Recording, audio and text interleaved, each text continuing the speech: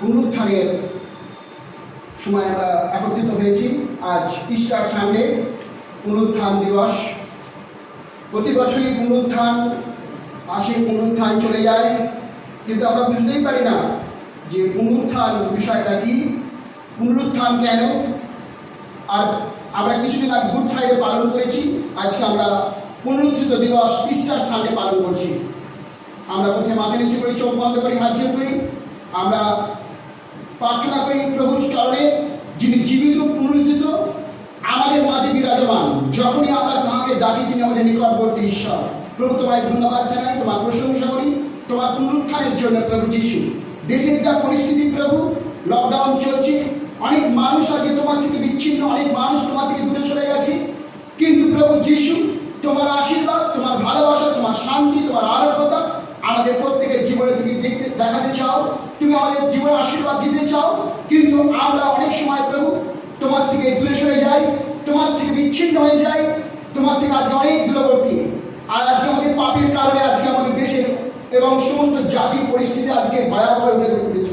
তাই তোমার কাছে প্রার্থনা করি প্রভু যিশু, তুমি আমাদের সমস্ত পাপ, অপরাধ, অধার্মিকতা, অযোগ্যতা সকল মার্জনা করে তোমার সেই পুনরুত্থানের আশীর্বাদ তুমি আমাদের জীবনে নিয়ে এসো প্রভু, যেন আমাদের জীবন যেন শান্তি, আনন্দ, আরোগ্যতায় এবং এবং পরিপূর্ণতা যেন পরিপূর্ণ হয়ে যেতে পারে, এবং আমরা যেন স্বর্গরাজ্যের অধিকারী হতে পারি।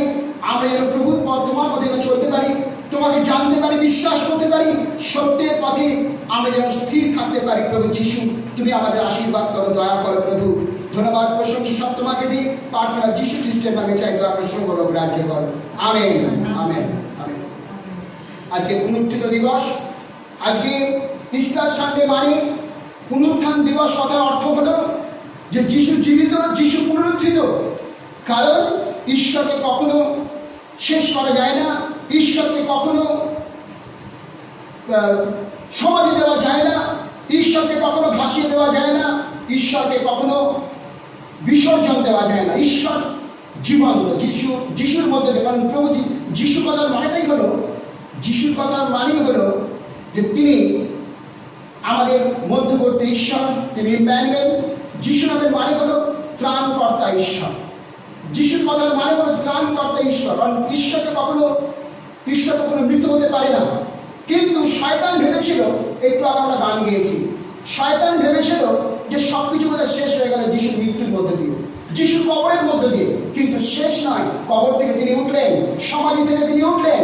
তিনি উঠে প্রথম তিনি দেখা দিলেন, একটু আমরা সেও পাঠ করেছি, যোহন 20 অধ্যায় 1 থেকে 11 এবং 11 থেকে 17 পদ পর্যন্ত, 1 থেকে 17, যে যিশু প্রথম দেখা দিলেন মগদলীয় মরিয়মকে, যার মধ্যে দিয়ে 7খানা প্রেতাত্মা ভূত ছাড়িয়েছিলেন যিশু। আর সমাধির বন্ধন ছিন্ন করে প্রভু যিশু প্রথম দেখা দেন সপ্তাহের প্রথম দিনে মগদলীয় মরিয়মকে। যিশু ঘোষণা করলেন যে দেখো, তোমরা আমাকে সমাধি দিয়েছিলে, আমাকে কবরের মুখে রাখতে চাইছিলে, শয়তান আমাদের সমস্ত কাজকে বন্ধ করে দিয়েছে। কিন্তু কাজ শুরু হলো, বন্ধ হয়ে যায়নি। যিশু মৃত্যু এবং তার পুনরুত্থানের মধ্যে দিয়ে তিনি কি করলেন, তার কাজ শুরু করলেন। সারা জগতের মধ্যে তিনি দেখাতে চাইলেন যে আমি জীবন্ত, পুনরুত্থিত। যখনই তোমরা আমাকে ডাকবে, আমি তোমাদের মধ্যবর্তী ঈশ্বর। আর সত্যি সত্যি ঈশ্বরের বাক্য বলছে কি, যেখানে 2 অথবা 3 জন আমার নামে একত্রিত হয়, আমি তাদের মাঝে আছি। যিশু বলছে আমি তোমাদের মাঝে আছি, কারণ আমাকে শেষ করা যাবে না। যারা আমার নামে ব্যবহৃত হবে, যারা আমার নামে ডাকবে, যারা আমার নামে সেবা করবে, যারা আমাকে পরিত্রাণ মুক্তি হিসাবে আমাকে যারা গ্রহণ করবে, আমি তাদের মধ্যে আছি, আমি তাদের মধ্যে কাজ করব। সমাধির বন্ধন ছিন্ন করে প্রভু যীশু প্রথম দেখা দেন মগদলীয় মরিয়মকে। এছাড়াও 2 জন মহিলাকে দেখা দেন। মথি 28 অধ্যায় 9 ও 10 পদে ওখানে লেখা আছে। ইম্মানুয়েল পথে 2 জন শিষ্যকে দেখা দেন। লুক 24 অধ্যায় 13 থেকে 32, মার্ক 16 অধ্যায় 12 থেকে 23। ইম্মানুয়েল পথে 2 জন শিষ্যকে দেখা দেন। জেরুজালেমে পিতরকে দেখা দেন। লুক 24 অধ্যায় 23 পদে লেখা আছে। প্রথম করিন্থীয় পত্র 15 অধ্যায় 5 পদে লেখা আছে। উপরের কুঠরিতে 10 জন প্রেরিতকে দেখা দেন। যোহন 20 অধ্যায় 19 থেকে 23 পদে লেখা আছে। লুক 24 অধ্যায় 36 থেকে 43 পদে লেখা আছে। উপরের কুঠরিতে সাধু থোমাকে দেখা দিলেন। যোহন 20 অধ্যায় 24-29। কারণ সাধু থমা যিশুর শিষ্য 12 জনের মধ্যে একজন, যিশু যে পুনরুত্থিত হবেন তার মধ্যে শয়তান কাজ করেছিল। কারণ তাকে বিভ্রান্ত করবার জন্য তাকে সে অবিশ্বাস করেছিল, সে বিশ্বাসী হতে চায়নি। সে বলেছিল আমি যতক্ষণ না তার কুকিনে হাত না দেবো, তার হাতেও পায়ে যতক্ষণ আমি হাত না দেবো, যতক্ষণ আমি পরখ করে দেখবো যে যিশু সত্যি সত্যি উঠেছেন, তার হাতে কি সে পেরেকে বদলের দাগগুলো আছে, রক্তের দাগ আছে, তবেই আমি যিশুকে বিশ্বাস করব। কিন্তু যিশু উঠে তোমাকে দেখা দিলেন এবং সমস্ত প্রেমিক শিষ্যদের দেখা দিলেন, বলে থোমা তুমি আমার কাছে এসো, আমার কুক্ষি থেকে হাত দাও। আর তখন থোমা অবিশ্বাসী হল না, বিশ্বাসী হও। আর সত্যি সত্যি সমাজ থেকে কাজ ফিরতে পারে। তিনি সমাজ সেদিনকে মাটিতে পড়ে গেছিল আর তার মুখ দিয়ে একটা কথা বলে, প্রভু আমার, ঈশ্বর আমার। আর গালিল খাদের তীরে 7 জন প্রেরিতকে দেখা দেন, যেমন 21:1-24। তারা ভেবেছিল তাদের মধ্যে শয়তান কাজ করেছে। শুধু আজকে শয়তান কাজ করছে না, শয়তান অনেক সময় কাজ করেছে, আরও কাজ 2020 বছর আগে শয়তান কাজ করে আসছে।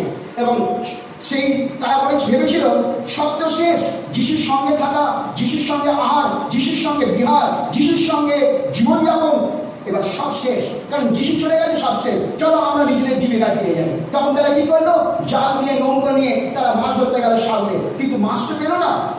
আর তাই সেখানে লেখা আছে গালিল খাদের তীরে 7 জন প্রেরিতকে দেখা দিলেন, যখন তারা প্রচুর মাছ পেল। আর দূরে দেখতে পেল একজন সাদা কাপড় পরা একজন মানুষ সমুদ্রের তীরে দাঁড়িয়ে আছে। আর তার পিতর জানতে পারলো, কারণ সে ছিল উলঙ্গ, কারণ সে আবার পুরনো জীবনে ফিরে যাওয়ার চেষ্টা করেছিল। তাই সে প্রভুকে দেখেই সে সাগরের জলে ঝাঁপ দিয়েছিল। তাবর পর্বতে 11 জন প্রেরিত 500 জন বিশ্বাসীকে দেখা দিলেন। সবাই কিন্তু যিশুকে শিষ্য ছিল এমন নয়, অবিশ্বাসীদেরও যিশু, অখ্রিস্টীয় মানুষদেরও যিশু দেখা দিয়েছিলেন। 1 করিন্থীয় পত্র 15:6 11 জন প্রেরিত ও যিশু নিজ ভাই যাকবকে দেখা দেন। লুক 24:44-49, 1 করিন্থীয় 15:6। জৈতুন পর্বতে 11 জন প্রেরিতকে দেখা দেন। লুক 24:50-53। প্রভু যিশু মৃত্যু পুনরুত্থান হঠাৎ ঘটে যাওয়া ঘটনা বা কাকতালীয় ঘটনা, পৌরাণিক কাহিনী নয়, এরা বাস্তব ঐতিহাসিক ঘটনা। মানুষের জীবনী শুরু হয় জন্ম দিয়ে আর শেষ হয় মৃত্যু দিয়ে। পৃথিবীর ইতিহাসে সমস্ত সাধু, মনীষী, গুরু, মহান ব্যক্তি জন্মেছিলেন আর তাদের মৃত্যুতে জীবনী শেষ হয়ে গেছে। কিন্তু ব্যতিক্রম একটাই, পৃথিবীর ইতিহাসে যুগান্তকারী ঘটনা প্রভু যিশুর মৃত্যু ও তৃতীয়দের পুনরুত্থান। প্রভু যিশু জন্মের হাজার খ্রিস্টপূর্বাব্দে রাজা দাউদ, কিং ডেভিড গীত সংহিতা 68-তে উল্লেখ করেন, যিশু খ্রিস্টের জন্মের 1000 বছর আগে। এক পদে, ঈশ্বর উঠুন, তার শত্রুগণ ছিন্ন ভিন্ন হোক, তার বিদ্বেষগণ তার সম্মুখ হইতে পলায়ন করুক। 20 পদে বলেন, ঈশ্বর আমাদের পক্ষে পরিত্রাণ সাধক, ঈশ্বর মৃত্যু হইতে উত্তরণ, প্রভু সদাপ্রভুরই বসে। একটু আগে আমরা পাঠ করেছি এই গীতকে। প্রভু যীশু খ্রিস্টের মৃত্যু পুনরুত্থানের মধ্য দিয়ে জানেন কি, আপনি সমস্ত মতবাদ, ধর্ম, আচার, রীতি সমস্ত কিছু সমাপ্তি ঘোষণা হয়েছে। আর কিছু করার আমাদের দরকার নেই, আমাদের পুষ্পাঞ্জলি দেওয়ার দরকার নেই, আমাদের অন্য কারোর কাছে কারো যাওয়ার দরকার নেই। কারণ আমরা এমন একজন জীবন্ত খ্রিস্টকে পেয়েছি, জীবন্ত ঈশ্বরকে পেয়েছি, যার মধ্যে দিয়ে সমস্ত কিছু পরিসমাপ্তি রয়েছে এবং যার মধ্যে দিয়ে আমরা সমস্ত কিছু আশীর্বাদ আমরা পাই। জগতের মন্দ শক্তি শয়তান প্রভাব প্রবল, শয়তান ও মন্দ শক্তি মানতে চায় না, মানতে পারে না যে প্রভু যিশু পুনরুত্থিত। তার জ্বলন্ত দৃষ্টান্ত হলো খবরের কাগজ, দূরদর্শন বা মিডিয়া। শাস্ত্র বলে 1 করিন্থীয় 15:12-14 ভালো খ্রিস্ট যখন এই বলিয়া প্রচারিত হইতেছেন যে তিনি মৃতগণের মধ্য হইতে উত্থাপিত হইয়াছেন, তখন তোমাদের কেহ কেমন করিয়া বলিতেছ যে মৃতগণের পুনরুত্থান নাই। মৃতগণের পুনরুত্থান যদি না হয় তবে খ্রিস্ট তো পুনরুত্থাপিত হন নাই। আর খ্রিস্ট যদি উত্থাপিত না হয়ে থাকেন তাহলে তো আমাদের প্রচারও বৃথা, তোমাদের বিশ্বাসও বৃথা। বাইবেল বলছে, সাধু পৌল বলছে। আজকে খুব আশ্চর্য হয়ে গেলাম, খবরের কাগজে নববর্ষের কথা লেখা আছে আর অন্য আজে বাজে কথা লেখা আছে, মিষ্টি কীভাবে তৈরি হবে, কোন কোন মিষ্টি খেতে হবে, কিন্তু খ্রিস্টের পুনরুত্থানের বিষয়ে একটা কথাও লেখা নেই। কারণ কেউ জানেই না যে যিশু পুনরুত্থিত জীবন, ওরা মানতে চায় না। তাই এখানে বাইবেল আগে থেকে বলে দেওয়া হয়েছে। সাধু সেন্ট পল বলেছে যে মৃতগণের পুনরুত্থান যদি না হয় তবে খ্রিস্টদেব উত্থাপিত হন নাই। আর খ্রিস্টদেব যদি না হয়ে থাকেন তাহলে আমাদের প্রচারও বৃথা, তোমাদের বিশ্বাসও বৃথা। আমাদের সান্ত্বনা আজকে কি? প্রথম থিসসলুনিকে পত্র 4 অধ্যায় 14 থেকে 18 পদে, কেননা আমরা যখন বিশ্বাস করি যে যিশু মরিয়াছেন এবং উঠিয়াছেন, তখন জানি ঈশ্বর যিশু দ্বারা নিদ্রাগত লোকদিগকে সেই রূপে তাহার সহিত আনয়ন করিবেন। আমরা যেন কোনো প্রবেশে নিদ্রাগত লোকদের অগ্রগামী হইব না, কারণ প্রভু স্বয়ং আনন্দধ্বনি সহ, প্রধান দূতের রব সহ এবং ঈশ্বরের তুলিবাদ্য সহ সর্বদা নামিয়া আসিবেন। আর যারা খ্রিস্টে মরিয়াছে তারা প্রথমে উঠিবে, পরে আমরা যারা জীবিত আছি, যারা অবশিষ্ট থাকিব, আমরা আকাশে প্রভুর সহিত সাক্ষাৎ করিবার নিমিত্ত একসঙ্গে তাহাদের সহিত মেঘযোগে মৃত হইব, আর এই রূপে সতত প্রভুর সঙ্গে থাকিব। অতএব তোমরা এই সকল বলিয়া একজন অন্যজনকে সান্ত্বনা দাও। এখানে শাস্ত্র বলছে যিশুর দ্বিতীয় আগমনের কথা। শুধু আমাদের যিশু পুনরুত্থিত হলেন না, যিশু পুনরুত্থান হয়ে আর তিনি যে একটা আকাশে মেঘের মধ্যে হারিয়ে গেলেন তা নয়, কিন্তু তিনি আবার আসছেন। যিশু আবার আসছে, আর গোয়াল ঘরে নয়, আস্তাবেলে নয়, গোশালায় নয়, যিশু আসবেন মাঝ আকাশে মেঘরথে। মাঝ আকাশে মেঘরথে কাদের জন্য? আমাদের জন্য, যারা খ্রিস্টে বিশ্বাস করেছে, খ্রিস্টের জীবনযাপন করেছে, অত্যাচার লাঞ্ছনা অপমান সহ্য করেছে, যিশুর জন্য নিজের জীবন সমর্পণ করেছে, তাদেরকে নেবার জন্য যিশু আসছে। যারা মারা গেছে বহু বছর আগে, যারা মাটিতে কবর প্রাপ্ত হয়েছে, সমাধি হয়েছে, তারাও সেই সময় উঠবে, মাটি খুঁড়ে উঠবে তাদের দেহ। অদ্ভুত কাজ হবে, অদ্ভুত কাজ হবে। আর সেই দিন আসছে, আর তার জন্য আমরা প্রস্তুত হতে চাই, তার জন্য আমরা প্রস্তুত হতে চাই। কারণ বাইবেল লেখাই আছে যে ভয়ঙ্কর ভয়ঙ্কর কাজ আসছে, ভয়ঙ্কর ভয়ঙ্কর বিপদ আসছে, ভয়ঙ্কর ভয়ঙ্কর রোগ আসছে, ভয়ঙ্কর ভয়ঙ্কর আকাশ অদ্ভুত চিহ্ন দেখা দেবে। আর যিশু বলছেন আমি আসছি, আমি চোরের মতো আসবো। আমি এসেছিলাম স্বর্গদূতের বাহিনী নিয়ে, আকাশে তারা হয়ে আমি এসেছিলাম রাখাল বালকের কাছে, কিন্তু আমি আর সেরকমভাবে আসবো না। আমি মেঘধ্বনি সহ, তুরিবাদ্য সহ আর ভূমিকম্প সহ আমি আসবো। পৃথিবী তখন জ্বলবে। পৃথিবী নয়ের সময় আমরা দেখেছি, নয়ের সময় জলপ্লাবনে দিয়ে পৃথিবীকে ধ্বংস করা হয়েছিল নয়ের সময়। কিন্তু যিশু আসছেন, তিনি আগুন নিয়ে আসছেন। এটা কোনো ছেলে খেলার ঘটনা নয়, এটা কিন্তু খুব গুরুত্বপূর্ণ বিষয়। সাবধান হতে হবে, সাবধান হতে হবে। 2020 সাল, সাবধান হতে হবে। মতি 28 অধ্যায় 18-20 পদে প্রভু যিশু বললেন, স্বর্গ পৃথিবীতে সমস্ত কর্তৃত্ব আমাকে দত্ত হইয়াছে। অতএব তোমরা গিয়া সমুদায় জাতিকে শিষ্য করো।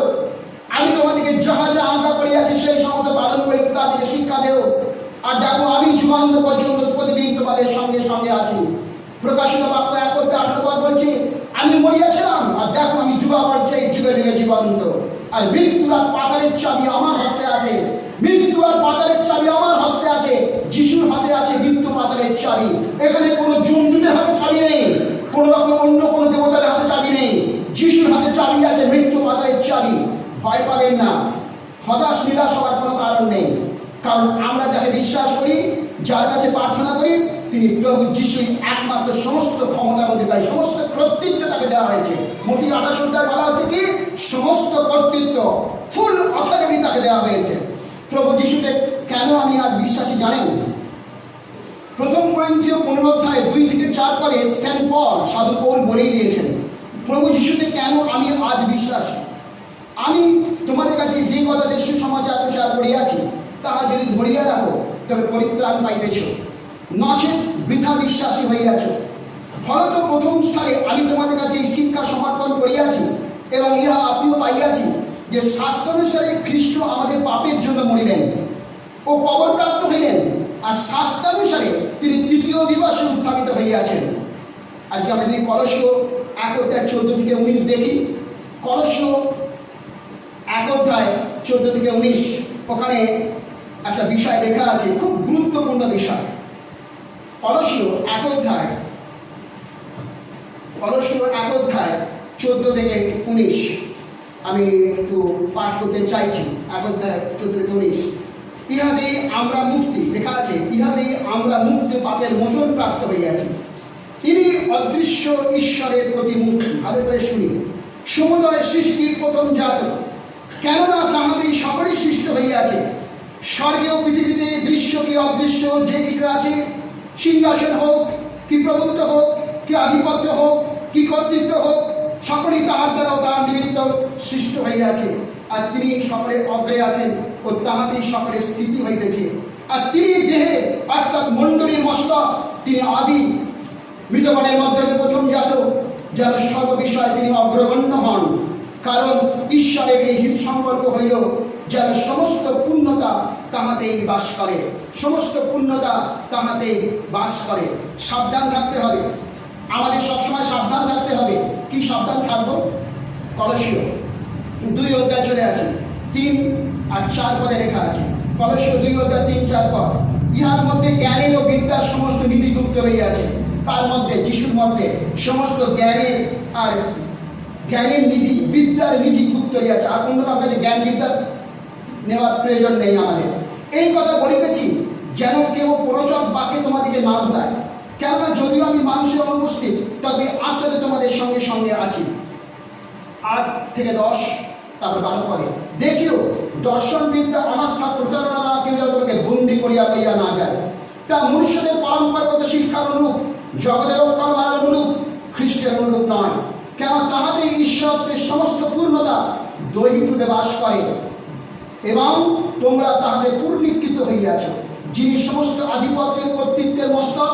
আর তাহাদের তোমরা অহিষ্টকৃত তখন ছেড়ে, মানসিক তখন ছেড়ে ছিন্নতা হইয়াছ, ফলত বাপ্তিস্মে তাহার সেই সমাধিপ্রাপ্ত হইয়াছ এবং তাহাতে তাহার সেই উত্থাপিত হইয়াছ। ঈশ্বরের কার্য সাধনে বিশ্বাস দ্বারা হইয়াছ, যিনি তাকে মৃতগণের মধ্যে উঠিয়াছেন, যিনি তাকে মৃতগণের মধ্যে উঠিয়াছেন। আজ আমাদের করণীয় কি? আমরা কি করবো আজকে? আজকে শেষ সময় বলা হচ্ছে, শেষ যে বিষয়টা আমরা জানবো, আজ আমাদের কি করতে হবে। আমাদের এখন কি করতে হবে? যোবন 20 অধ্যায় 29 পদের শেষে লেখা আছে, ধন্য তাহারা, ধন্য তাহারা। আশীর্বাদ কারা পাবে? আশীর্বাদ প্রাপ্ত কারা? যাহারা না দেখিয়া বিশ্বাস করিল। যোবন 20 অধ্যায় 31 পদে বলছে, যেন তোমরা বিশ্বাস করো যে যিশুই খ্রিস্ট ঈশ্বরের পুত্র, আর বিশ্বাস করিয়া যেন তাহার নামে জীবন প্রাপ্ত হও। মার্ক 16 অধ্যায় 16 পদে বলছে যে বিশ্বাস করে বাপ্তাইস্ত হয় সে পরিত্রাণ পাইবে, কিন্তু যে অবিশ্বাস করে তার দণ্ডাত্ম করা যাইবে। ইব্রিয় 13 অধ্যায় 8 আর 9 পদ বলছে, যীশু খ্রিস্ট কল্য ও অদ্য এবং অনন্তকাল যে সেই আছেন। তোমরা বহুবিধ ও বিজাতীয় শিক্ষা দ্বারা বিপদে চালিত হইও না, বিপদে চালিত হইও না। অনেকে আসবে, অনেক কথা বলবে, অনেক প্রলোভন দেখাবে, অনেকে বড়ভাবে নিজেকে জাহির করবে, কিন্তু তোমরা কিন্তু তাদের পথে পথিক হয়েও না, তাদের কথাতে তোমরা বিভ্রান্ত হয়েও না। আজকে অনেকে বিভ্রান্ত হয়ে যাচ্ছে, অনেকে ভুল পথে চলে যাচ্ছে। আসি আমরা আজকে সবাইকে জয় যিশু, আজকে সবাইকে শুভেচ্ছা জানাই, আজকে সবাইকে শান্তি, আনন্দ, আরোগ্যতার যিশুর পুনরুত্থানের পর্বে, যিশুর পুনরুত্থানের আশীর্বাদ আমাদের সঙ্গে সঙ্গে থাকুক।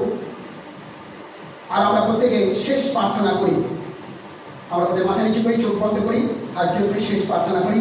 হে পিতা ঈশ্বর, তুমি প্রভু যীশু খ্রিস্টকে পবিত্র আত্মার সম্বন্ধে মৃতগণের পুনরুত্থান দ্বারা স্বপরাক্রমে ঈশ্বরের সহিত একীভূত বলিয়া নির্দেশ করিয়াছ এবং তাহারা তার নামের পক্ষে সকল জাতির মধ্যে বিশ্বাসের আজ্ঞাবহতার উদ্দেশ্যে অনুগ্রহ ও প্রেরিতত্ব আমাদেরকে দান করিয়াছ। যাহারা অন্ধকারে মৃত্যুর ভয়ে যাবজ্জীবন দাসত্বের অধীনে আছে, তাহাদের জন্য আমাদের প্রার্থনা শ্রবণ করো। আমাদের পুনরুত্থিত মৃত্যুঞ্জয়ী অনন্ত জীবী প্রভু গৌরবান্বিত সুসমাজে সবার কাছে প্রচারিত হোক, যেন পাপ ও মৃত্যুর ক্ষমতা বিলুপ্ত হয়। দেশে বিদেশে, সংসারে, সমাজে যেন শান্তি, আরোগ্যতা এবং তারা যেন প্রকৃত সত্য ধার্মিকতার পথে ফিরে আসে। খেয়ে ও আত্মস্বজন দূরে পালায়ন করে শয়তান ও জগতের সমস্ত মন্দ কাজ যেন বিলুপ্ত হয়, যেন সকল মানুষ ঈশ্বরের রাজ্য দেখতে পায়। প্রভু যীশু খ্রিস্টের ইহা নামে ইহা হোক। Amen, amen, amen. আমরা প্রভু প্রার্থনা করবো এই সময়। হে আমাদের সর্বস্ব পিতা, তোমার নাম পবিত্র করিয়া মান্য হোক, তোমার রাজ্য আসুক, তোমার ইচ্ছা স্বর্গে যেমন পৃথিবীতে তেমনি সিদ্ধ হোক। আমাদের প্রয়োজনীয় খাদ্য আজ আমাদেরকে দাও, আর আমাদের অপরাধ সকল ক্ষমা করো, যেমন আমরাও আপন আপন অপরদিকে ক্ষমা করিয়া আছি। আর আমাদের পরীক্ষাতে আনিও না, কিন্তু মন্দ হইতে রক্ষা করো, কারণ রাজ্য, পরাক্রম, মহিমা যুগে যুগে তোমারই হোক। Amen, amen, amen.